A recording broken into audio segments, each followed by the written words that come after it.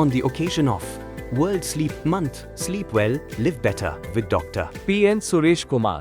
നമസ്കാരം, ഞാൻ doctor P N. Suresh Kumar, Kozhikode Chetana centre for neuro psychiatry റീഹാബിലിറ്റേഷന്റെ ഡയറക്ടറാണ്. ഉറക്കക്കുറവ് എന്ന് പറഞ്ഞാൽ ഇന്ന് ധാരാളം പേർ ദിനം പ്രതി അനുഭവിക്കുന്ന ഒരു പ്രധാന ആരോഗ്യ, പക്ഷെ ഇത്തരത്തിലുള്ള ഉറക്കക്കുറവിനെ ആരും ഒരു ആരോഗ്യ പ്രശ്നമായിട്ട് കണക്കാക്കുന്നില്ല. അത് ഒരു ജീവിതത്തിന്റെ അല്ലെങ്കിൽ സ്വഭാവത്തിന്റെ ഒരു ഭാഗമായിട്ട് കണക്കാക്കി അതിനെ അവഗണിക്കുകയാണ് പതിവ്. പക്ഷെ തീർച്ചയായിട്ടും അത്തരത്തിൽ അവഗണിക്കാവുന്ന ഒരു ശാരീരിക പ്രശ്നം അല്ല ഉറക്കക്കുറവ്. കാരണം ഉറക്കക്കുറവ് നിരവധി പ്രശ്നങ്ങൾ ഉണ്ടാക്കാം. ഉറക്കക്കുറവ് മൂലം നമുക്ക് ശ്രദ്ധക്കുറവ്, ഓർമ്മക്കുറവ്, ഉൽപാദനക്ഷമത കുറവ്, ഊർജക്കുറവ്, മാത്രമല്ല സ്ഥിരമായിട്ട് ഉറക്കം കുറയുകയാണെങ്കിൽ മറ്റ് ശാരീരിക മാനസിക പ്രശ്നങ്ങളായിട്ടുള്ള അമിത രക്തസമ്മർദ്ദം, പ്രമേഹം, നമ്മുടെ ശരീരത്തിന്റെ ഇമ്മ്യൂണിറ്റി അതായത് രോഗപ്രതിരോധ ശക്തി കുറയുക, അതുപോലെ തന്നെ വിഷാദ രോഗം, ഉത്കണ്ഠ രോഗം തുടങ്ങി നിരവധി ശാരീരിക മാനസിക രോഗങ്ങൾക്ക് ഇത്തരത്തിൽ ഉറക്കക്കുറവ് കാരണമാകാറുണ്ട്. ഉറക്കക്കുറവ് എന്ന് പറയുമ്പം ചിലർക്ക് ഉറക്കം കിട്ടാനുള്ള താമസമായിരിക്കും, ചിലർക്ക് രാത്രി അടിക്കടി ഉണർന്നു പോകുന്ന അവസ്ഥയായിരിക്കും, ചിലർക്ക് തീരെ ഉറക്കം കിട്ടാത്ത അവസ്ഥയായിരിക്കും, ചിലർക്കാണെങ്കിൽ ഉറങ്ങിയാലും പിറ്റേ ദിവസം ക്ഷീണം തോന്നുന്നു, ഉറങ്ങി എന്നുള്ള ഒരു സാറ്റിസ്ഫാക്ഷൻ, ഒരു സംതൃപ്തി ലഭിക്കാത്തൊരവസ്ഥയായിരിക്കും. ഈ ഉറക്കക്കുറവിന് നിരവധി കാരണങ്ങളുണ്ട്. അതായത് പലർക്കും ഉറക്കക്കുറവിലെ കാരണം എന്ന് പറഞ്ഞാൽ മാനസിക ശാരീരിക പ്രശ്നങ്ങളായിരിക്കാം. അവരുടെ ഉറക്കത്തിലുള്ള സ്ലീപ്പ് സ്റ്റൈലിന്റെ ഉറക്കത്തിന്റെ ഒരു ഉറങ്ങുന്നതിന്റെ രീതിയിലുള്ള വ്യത്യാസങ്ങളായിരിക്കാം, അല്ലെങ്കിൽ മാനസികമായിട്ടുള്ള രോഗങ്ങളായിരിക്കാം, ചില മാനസിക സംഘർഷങ്ങളായിരിക്കാം, ശാരീരിക രോഗങ്ങളായിരിക്കാം, പലപ്പോഴും അവർ ഉപയോഗിക്കുന്ന ലഹരി സാധനങ്ങളുടെ ഉപയോഗം മൂലമായിരിക്കാം ഇത്തരത്തിലുള്ള ഉറക്കക്കുറവ് അനുഭവപ്പെടുന്നത്.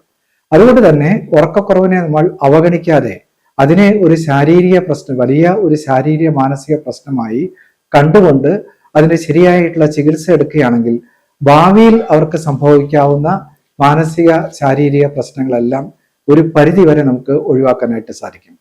അതുകൊണ്ട് തന്നെ മടിക്കാതെ ഇത്തരത്തിലുള്ള പ്രശ്നങ്ങൾ ഉണ്ടെങ്കിൽ തീർച്ചയായിട്ടും ഒരു ഡോക്ടറെ കാണുക.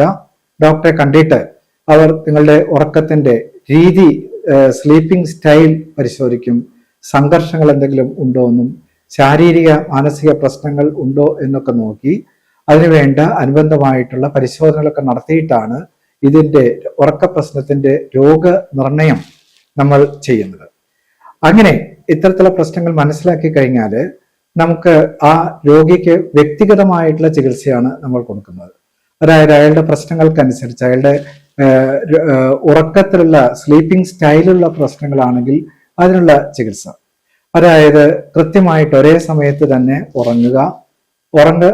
ഉറങ്ങുന്നതിന് മുമ്പുള്ള സ്ക്രീൻ സമയം, മൊബൈലോ മറ്റ് TV സ്ക്രീൻ ഉപയോഗിക്കുന്നത് പരമാവധി സ്ക്രീൻ സമയം ഒഴിവാക്കുക. ഉറങ്ങുന്നതിന് മുമ്പ് കഫീൻ അതുപോലെ മറ്റ് ലഹരി സാധനങ്ങളുടെ ഉപയോഗം ഒഴിവാക്കുക. നമുക്ക് സുഖകരമായിട്ട് കിടന്ന് ഉറങ്ങാൻ പറ്റുന്ന ഒരു സാഹചര്യത്തിൽ നമ്മൾ ഉറങ്ങുക. പിന്നെ സംഘർഷങ്ങൾ, മാനസികമായിട്ട് സംഘർഷങ്ങൾ അനുഭവിക്കുന്ന വ്യക്തികളാണെങ്കിൽ ആ സംഘർഷങ്ങളെല്ലാം ലഘൂകരിക്കാനുള്ള വ്യായാമ മുറകൾ പരിശീലിക്കുക. ഇതെല്ലാം വളരെ പ്രധാനമാണ്. ഇതിനെയെല്ലാം നമ്മൾ സ്ലീപ്പ് ഹൈജീൻ ടെക്നിക്സ് എന്നാണ് പറയുന്നത്. അതിന്റെ കൂടെ തന്നെ ശാരീരിക പ്രശ്നങ്ങളുണ്ടെങ്കിൽ അതിന് മതിയായ ചികിത്സ കൊടുക്കണം, മാനസികമായിട്ടുള്ള പ്രശ്നങ്ങളുണ്ടെങ്കിൽ അതിനുള്ള ചികിത്സ കൊടുക്കണം. എന്നിട്ടും ഈ വ്യക്തിക്ക് ഉറക്കം ശരിയായിട്ടുള്ള ഒരു തൃപ്തികരമായിട്ടുള്ള ഉറക്കം കിട്ടുന്നില്ലെങ്കിൽ ചുരുങ്ങിയ കാലയളവിലേക്ക് നമുക്ക് സുരക്ഷിതവും ഫലപ്രദവുമായിട്ടുള്ള നല്ല നാച്ചുറൽ ആയിട്ടുള്ള സ്വാഭാവികമായിട്ട് ഉറക്കം കിട്ടാനുള്ള മരുന്നുകളും ഇന്ന് ലഭ്യമാണ്. അപ്പൊ തീർച്ചയായിട്ടും ഉറക്കക്കുറവ് നമ്മൾ സ്വയം ചികിത്സിക്കാതിരിക്കുക, നമ്മൾ സ്വയം നമ്മുടെ പതിവ് ശീലം മാറ്റുക, അല്ലെങ്കിൽ മറ്റൊരു സ്ഥലത്ത് ഉറങ്ങാനായിട്ട് ശ്രമിക്കുക. ഇതുകൊണ്ടൊന്നും നമുക്ക് ഉറക്കം കിട്ടണമെന്നില്ല. ചിലരാണെങ്കിൽ സ്വയം ഉറക്കം കിട്ടാനായിട്ട് ഉറക്ക ഗുളികകൾ മെഡിക്കൽ ഷോപ്പിൽ നിന്നും ഉറക്ക ഗുളികകൾ കഴിക്കുന്നത് ശീലിക്കും. ഇതെല്ലാം തെറ്റാണ്. അത് അവരെ മറ്റൊരു അഡിക്ഷനിലേക്ക് നയിക്കുകയാണ് ഉണ്ടാകുക. അതുകൊണ്ട് നമുക്ക് ഉറക്കം എന്ന് പറഞ്ഞു കഴിഞ്ഞാൽ അത് നമ്മുടെ അടിസ്ഥാനപരമായിട്ടുള്ള ഒരു ആരോഗ്യ ആവശ്യമാണ്. നമ്മൾ ഉറങ്ങുമ്പോഴാണ് നമ്മുടെ തലച്ചോർ നമ്മളെ പുനർജീവിപ്പിക്കുന്നത്. അതായത് ഒരു അടുത്ത ദിവസത്തേക്ക് വേണ്ടിയിട്ട് നമ്മളെ തയ്യാറാക്കുകയാണ് ഉറങ്ങുമ്പോൾ നമ്മുടെ തലച്ചോർ നമ്മളെ ചെയ്യുന്നത്. അതുകൊണ്ട് തീർച്ചയായിട്ടും ഉറക്കക്കുറവ് ഉണ്ടെങ്കിൽ തീർച്ചയായിട്ടും മടിക്കാതെ ഡോക്ടറെ കാണിക്കുക, അതിനുള്ള പരിഹാരങ്ങൾ നേടുക, നന്നായിട്ട് ഉറങ്ങുക, നന്നായി നമുക്ക് സമചിത്തയോടുകൂടി ജീവിക്കണമെങ്കിൽ നല്ല ഉറക്കം നമുക്ക് വളരെ അത്യാവശ്യമാണ്.